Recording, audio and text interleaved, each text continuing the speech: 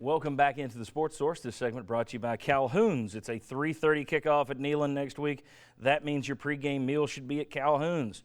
Also means your postgame meal and party should be at Calhoun's. Oh, and if you're tailgating, stop in for the Feed 5 or Feed 10 family pack to go from Calhoun's. They pack a picnic box for you. Let them do the work. Calhoun's, so happy to have them as a part of the Sports Source here in our 14th year. All right, kind of a hot read segment. I got a question for two groups of guys here. I'm going to start with Bob and Will, with Cam Sutton out for a while.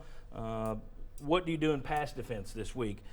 You've got Justin Martin, who's been inconsistent. Emmanuel Mosley was targeted more than freshman Balin Buchanan yesterday when Sutton went out. Now, one thing that helps is it looks good on paper for Tennessee that Florida got their quarterback hurt. Their starting quarterback, Luke Del Rio, injured last night. I think we should have a graphic here with numbers, if we've got it, on who will be taking over. There we go. Senior Austin Appleby, a transfer from Purdue. He's the guy that's probably going to start against Tennessee. You see his numbers, 19 touchdowns, 19 interceptions. But Tennessee has lost to Florida backups before. Treon Harris, for example, just a couple of years ago. All right, so it looks good. That helps. That helps that they got a backup quarterback. But if you're a Shoop, how do you make up for the secondary? Do you blitz like crazy, which is his normal want, or do you drop a bunch of guys into coverage? What's your and you can't say mix. What do you do more often? How do you protect your secondary this week? Because whoever the quarterback is, Jim McElwain's pretty good at attacking a secondary. Yes, he is. Will Greer had some decent numbers.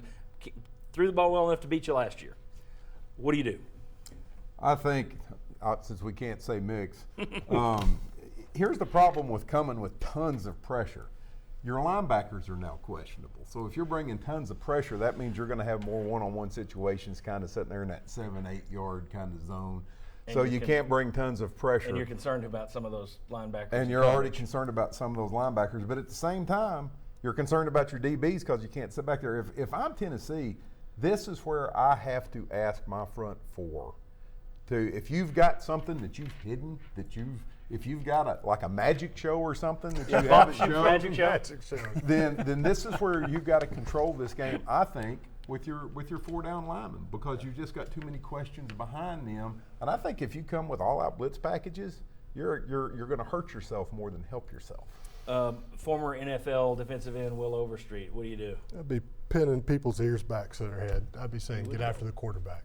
As I look, I don't think you're going to beat this team by having guys sit back and do coverage in this ball game. They got too good of athletes. I think you have to say, how do we make the quarterback make a mistake? And the only way to do that is get a lot of pressure on him. If you can get it, if you were able to get it with 4, take the 4. But I don't think you're going to get it consistently with the 4. So I think you're going to have to blitz most of the game. So you're not looking at it so much as a roll of the dice. You think they're going to have to blitz? I think you have to blitz in this game. I think you have to put the pressure on that quarterback who's half interceptions and half touchdowns to be on the wrong side of that half. I think you just have to make him, confuse him, and get him off his game. I don't think there's some people asking if Tyler Bird moves back to the secondary now.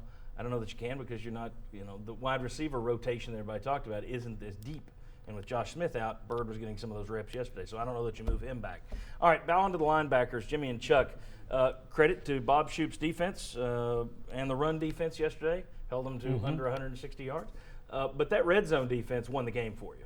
If you don't hold them every time down there, especially after the Preston Williams interception, then you don't win that game.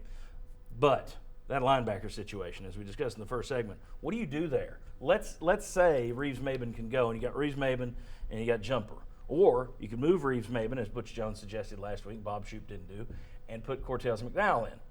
Do you do that? Put your 2 best on the field? Is Jumper your best? Congratulations, he played pretty good yesterday. His name wasn't called a lot. Or what happens if Reeves-Maben goes down? throwing a bunch of stuff at you. Linebackers, what do you do this week? I bring in Al Wilson, and I tell him to go talk to Jalen Reeves-Maben, because Al Wilson played with a separated shoulder a lot of his career, and you play through this. You got to get him on the field if you can. If you can't, I think you have to go with Jumper, and you got to go with McDowell. I'm not sure that you've got a whole lot of other options. I did see Bynum out there a little bit. I mentioned Sapp's down. I think your 2 guys are going to be probably McDowell and Jumper if Jalen Reeves-Maben can't go. Chuck. Unfortunately, I don't know how soon you're going to know about the status of Reeves-Maben. Isn't that going to be more like – so I don't know you can really Butch count Jones on is him. pretty optimistic to come out and say after the game we think we'll get him back. I was So- surprised he even went down And that road. it's a name we've kicked around. Is this when maybe Dylan Bates? Somebody's going to have to emerge, or Little you're going cheer to have went out to. across Nashville. Everybody loved it. But you're going to have to come up with something. I mean, but somebody's just going to have to step up that can do it. It's just a matter of willing. Here's another very quick question. Look, program, you're not going to be up at every position every year. There are natural ebbs and flows. You can be down in a position. Here's the thing, though. Year 4 for this program, you didn't have any guys from the linebacking core go to the NFL early. You didn't have those guys transfer out. You started the season with 2 guys that we trusted. That's, to me, is that not the bigger concern here? That you went into the year at that spot so weak? But is that a problem? I mean, you've recruited your well at question. that position. I mean, you've recruited well at the position. So According to star ratings. According to star rating. So, you know, I don't know what the answer is to how come you don't have more depth. All right, here's let me give you a hot read for me. Once again, I said this after the Appy State game. Why do you have the emergency playbook in glass on the back wall and you don't start the game with it? I don't understand why this team, and we talked about it on our Thursday show on Fox, was a concern the game plan. Would they go into this game and once again try to win without running Josh Dobbs? And they did. And in the second half, what do you also see? More touches for Kamara, 8 in the second half, 5 in the first half. Why? Start running with Dobbs, use Kamara right off the bat, and keep using him. Don't let him go for 35 and then say, okay, now let's save him for the second half. What you need to do is trust your quarterback to do what he does best. If the Tennessee coaching staff is too scared of getting Josh Dobbs hurt, you need to do 2 things. Chuck this system, get rid of the system, and stop recruiting running quarterbacks. If you're going to recruit running quarterbacks, here's a tip. Let them run. Dobbs is a spectacular runner. Let him run from game 1, play 1, not once this team gets behind, which we've seen time and time and time again. Would you That's put him just my on punt? rant. Would you put him on punt coverage? I would not put him on punt coverage either. But punt return. All right, when we come back, maybe. When we come back, when Florida stacks the box, and they will, how can this Tennessee pass attack respond effectively? Come on back.